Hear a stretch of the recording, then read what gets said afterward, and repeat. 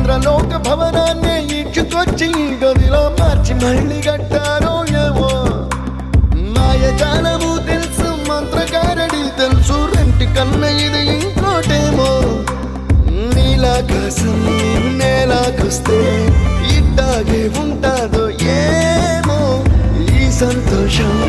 దాచాలంటే